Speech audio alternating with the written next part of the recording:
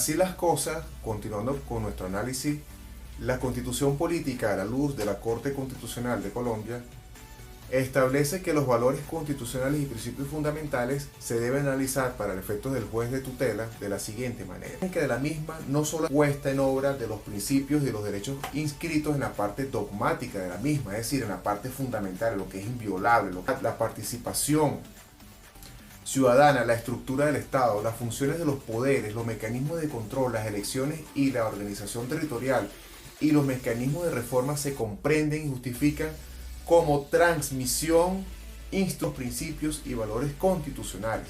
No es posible entonces una institución o un procedimiento previsto por la Constitución por fuera de los contenidos materiales plasmados en los principios y derechos fundamentales.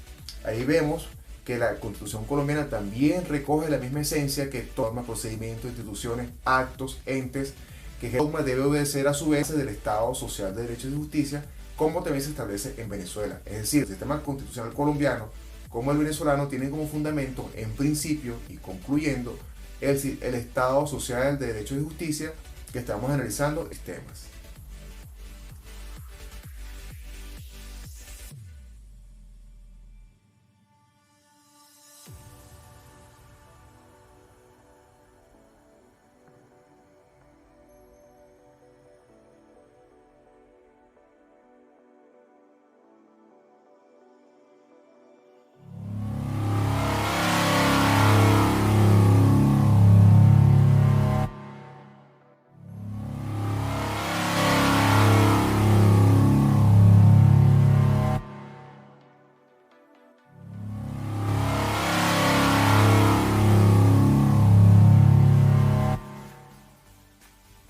Continuando entonces con el análisis del Estado social de derecho en el sistema constitucional colombiano, establece la dicha sentencia, la tutela, que otro de los pilares del Estado social de derecho se encuentra en el concepto de derecho fundamental.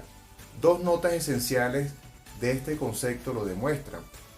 En primer lugar, su dimensión objetiva, esto es, su trascendencia del ámbito propio de los derechos individuales hacia todo el aparato organizativo del Estado. Más aún, el aparato no tiene sentido si no se entiende como mecanismo encaminado a la realización de los derechos. En segundo lugar, y en correspondencia con lo primero, la existencia de la acción de tutela, que aquí en Venezuela es la acción de amparo, la cual fue establecida como mecanismo de protección inmediata de los derechos frente a todas las autoridades públicas y con posibilidad de intervención de la Corte Constitucional para una eventual revisión de las decisiones judiciales, que sirva para unificar criterios de interpretación. Esta Corte considera que para que un derecho tenga la calidad de fundamental, debe reunir unos requisitos esenciales. Para la identificación de un derecho de tal naturaleza, existen unos criterios que ponen en evidencia requisitos señalados y de contera el derecho fundamental mismo. 1. Conexión directa con los principios constitucionales. 2. Eficacia directa. Y 3. Contenido esencial. Así, la Corte va interpretando que los derechos fundamentales están atados o están muy inmiscuidos con los principios del Estado social de derecho y cuáles son los requisitos para su vigencia y efectiva protección.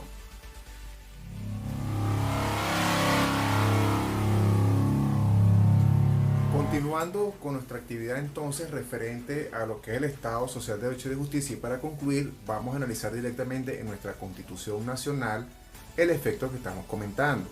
Para tal fin vamos a tomar como base legal la Constitución vigente, que es la que está publicada en la Gaceta Extraordinaria número 5000 de fecha 19 de febrero de 2009, la cual derogó la Constitución del año de 1029, publicada en el año 2000.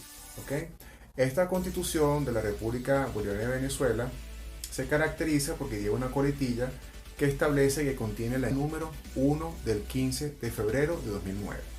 Ahora bien, continuando en este orden de ideas, en la exposición de motivos de la Constitución, específicamente Esta Constitución se inspira en los derechos y garantías y los deberes que tiene como finalidad que entendamos los que son los fines del Estado social y de derecho.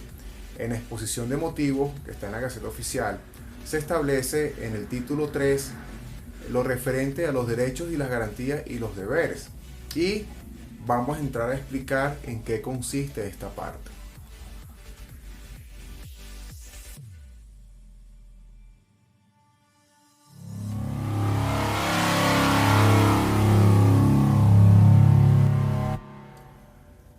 Así las cosas, esta Constitución, inspirada por las principales tendencias que se han desarrollado en derecho comparado y en los tratados internacionales sobre derechos humanos, la Constitución reconoce expresamente el principio de progresividad en la protección de tales derechos, conforme al cual el Estado garantiza a la persona natural o jurídica, sin discriminación alguna, el respeto, el goce y ejercicio irrenunciable e indivisible e independiente de los mismos.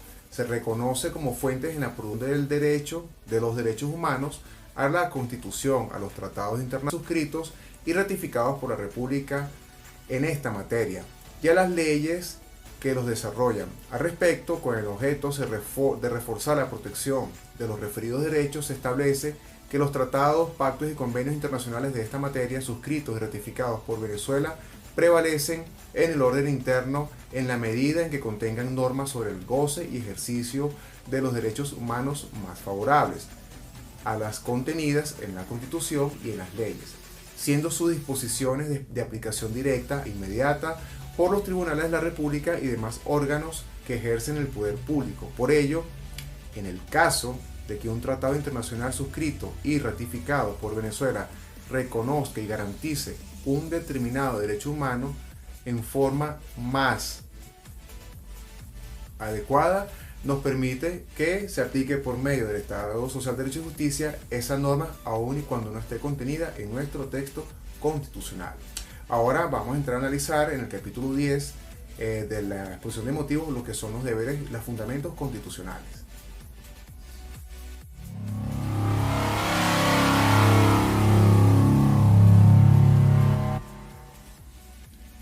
Así las cosas, en el capítulo 10 de la exposición de motivos se establece el orden de los deberes.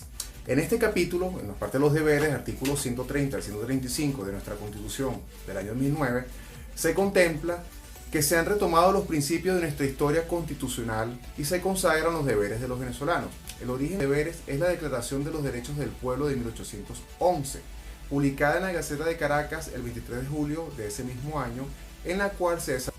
Luego, en la Constitución Federal de Venezuela de 1811, publicada en la Gaceta de Caracas el 27 de diciembre de ese mismo año, en su parte final se consagraron los deberes del hombre en sociedad, conjuntamente con los deberes del cuerpo social, en la figura romana del buen padre de familia, el famoso pater family. Se consagra el deber de honrar y defender a la patria, independientemente de cualquier tipo de corriente ideológica, como una obligación consustancial con la nacionalidad. Este deber implica no solo resguardar y proteger la soberanía, la nacionalidad y nuestra territorial, sino además defender y promover la autodeterminación política, territorial, cultural y social de la nación. Además, rescatando nuestra historia republicana, se extiende ese deber a la promoción y defensa de todo lo que identifica nuestra nación como patrios y valores culturales.